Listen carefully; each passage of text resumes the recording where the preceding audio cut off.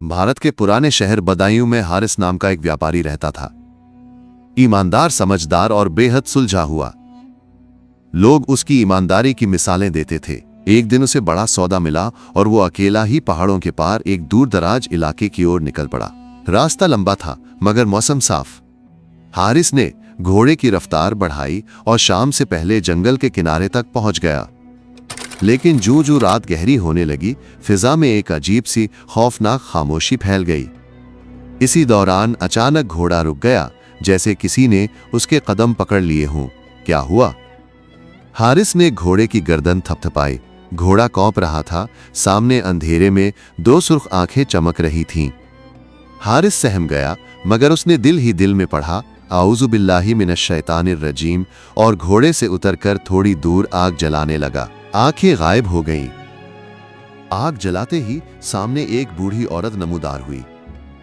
बादलों जैसी सफेद दाढ़ी, झुर्रियों भरा चेहरा और हाथ में एक पुराना चिराग। बेटा, रात को इस जंगल में रुकना ठीक नहीं, इसने भारी आवाज में कहा। क्यों अम्मा? यहां सायों की वादी है।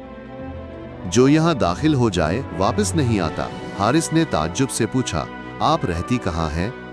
औरत ने सिर्फ इतना कहा, मैं वो हूं जो भटकने वालों को रास्ता दिखाती हूं, बस चिराग की रोशनी का पीछा करते जाना। वो औरत चिराग थामे आगे बढ़ने लगी। हारिस उसके पीछे चल पड़ा। रास्ता अजीब था। कभी पत्थर खुद ब खुद हिलते दिखाई देते, कभी दरख्तों के दरमियान से साए सिरकते महसूस होते। लेकिन जहां चिराग की रोशनी पड़ती, सब ठीक हो जाता। कुछ देर बाद वो एक वीरान किले के पास पहुंचे। औरत ने दरवाजा खोला और कहा, यहां ठहर जाओ। किला अंदर से खाली मगर ठंडा था। दीवारों पर अजीब निशानात बने थे, जैसे किसी ने नाखूनों से करीद कर लिखे हों। हारिस ने पूछा, ये जगह कैसी है? बूढ़ी औरत ने आह भरी, यहां कभी एक जालिम जादूगर रहता था। वो लोगों को धोखे से यहां बुलाकर उनकी चीजें छीन लेता।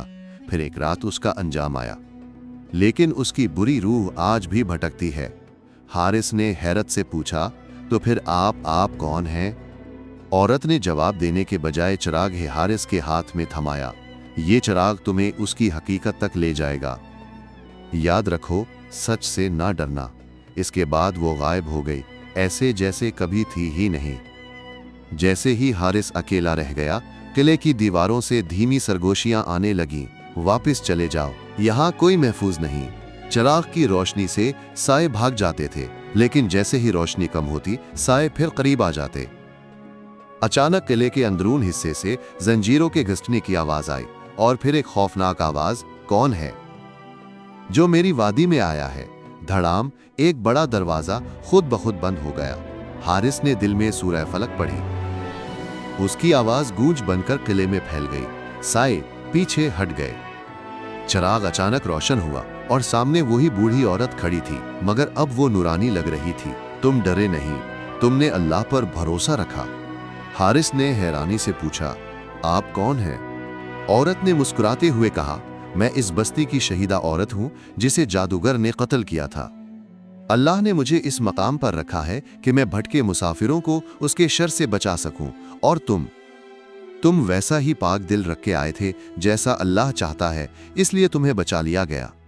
उसने हारिस को चिराग वापस दिया और कहा, यह चिराग सच्चाई का निशान है।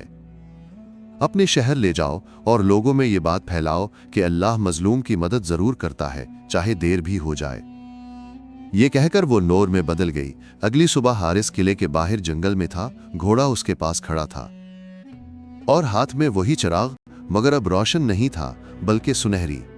वापस शहर पहुंचकर जब उसने वाकया सुनाया तो लोग हैरान रह गए। किला में जाने वाले कई लोग गुम हो चुके थे, मगर कोई कभी वापस नहीं आया था। हारिस ने चिराग शहर की मस्जिद को दे दिया और आज भी कहा जाता है कि इस चिराग की जर्द रोशनी देखते ही इंसान के दिल में अजीब सी अमन सुकून की लहर दौड़ जाती है। हमें इससे यह सबक मिलता है कि अल्लाह पर भरोसा सबसे बड़ी ढाल है। अंधेरी से अंधेरी जगह भी नूरे ईमान से रोशन हो जाती है। सच और नेकी कभी नहीं मरते। जुल्म जितना भी ताकतवर हो, अंजाम में हमेशा टूट जाता है।